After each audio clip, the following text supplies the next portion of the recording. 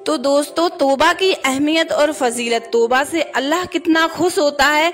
एक मर्द और एक औरत इतने गुनाह कर ले कि जमीन से लेकर आसमान की छत को लगा दे, सिर्फ एक दफा आधी जुबान से कह दे कि या अल्लाह मुझे माफ कर दे, तो अल्लाह रब्बुल इज्जत सारे गुनाहों को माफ कर देता है।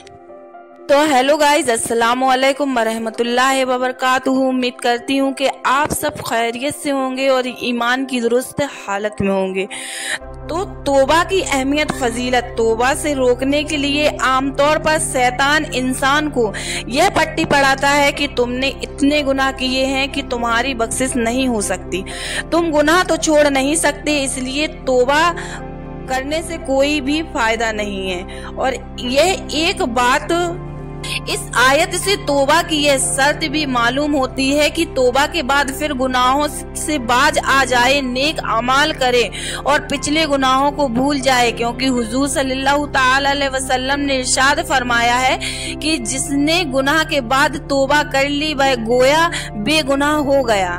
अल्लाह ताला ने फरमाया है, जो लोग हमारे रास्ते में कोशिश करते हैं तो हम उनके हाथ पकड़कर अपने रास्ते पर ले जाते हैं। हजरत यूसुफ अलैहिस्सलाम गुनाह से बचने के लिए दरवाजे की तरफ भागे, यह जानने के बावजूद भी कि दरवाजे पर ताले पड़े हुए हैं, ताकि अल्लाह ताला से कह सके कि या अल्लाह, दरवाजे तक भागना मेरा काम था और आगे दरवाजा खोलना आपका काम।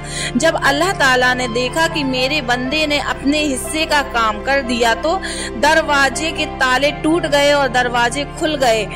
अल्लाह तबारक व ताला आखिरत में हमसे पूछेगा कि क्या हमने तुमको इतनी उम्र नहीं दी थी कि जिसमें अगर कोई नसीहत हासिल करना चाहता है तो नसीहत हासिल कर लेता। और हमें छोटे बच्चों से सबक लेना चाहिए। उन्हें अगर कोई तकलीफ पहुंच जाए तो रोना शुरू कर देते हैं, क्योंकि जानते हैं कि इसी से हमारा काम बनेगा। हमारे पास भी इसके अलावा और दूसरा कोई रास्ता नहीं है।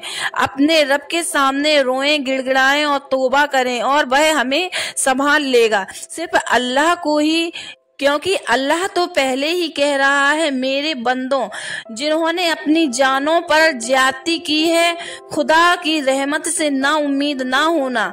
खुदा तो सब गुनाह को बख्श देता है, वह तो बख्शने वाला है, मेहरबान है। और इसलिए तमाम गुनहगार अल्लाह से तौबा करें और नदामत के आंसू बहाकर अल्लाह से माफी मांगे, वह यकीनन माफ कर देगा और खताओं को बख्श देगा।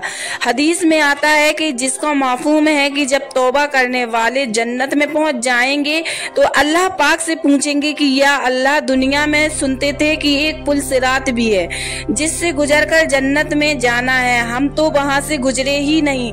तो अल्लाह पाक जवाब देगा कि देखे, तुम लोग वहां से गुजर आए हो, तुम लोगों को पता ही नहीं चला। दुनिया में जो तुम लोगों ने मेरे खौफ से आंसू बहाए थे, जब तुम पुल सिरात से गुजर रहे थे, तुम्हारे उन आंसुओं ने जहन्नुम की आग को बुझा दिया था।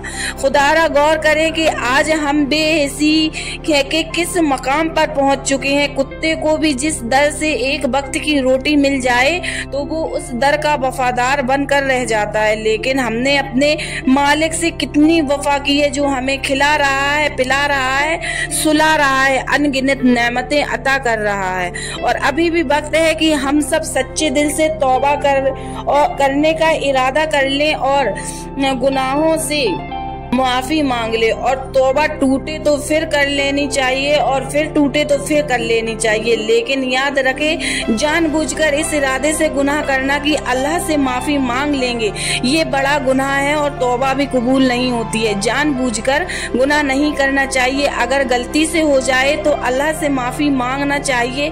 अल्लाह माफ करने वाला है। हमारे नबी हजरत मोहम्मद सल्लल्लाहु ताला अलैहि वसल्लम ने इरशाद फरमाया, जो बंदा तौबा करने वाला था, अल्लाह की बारगाह में आने वाला था, बार बार गुनाह करता था और बार बार तौबा करता था, एहसास करता था कि लेकिन फिर भी गलतियां हो जाती थी, कयामत के दिन अल्लाह पाक उस पर अपने फजल की चादर डालेगा। और इसलिए दोस्तों, अपने गुनाहों को तौबा इस्तगफार करने के जरिए से मिटाओ। अल्लाह से खूब तौबा इस्तगफार करो।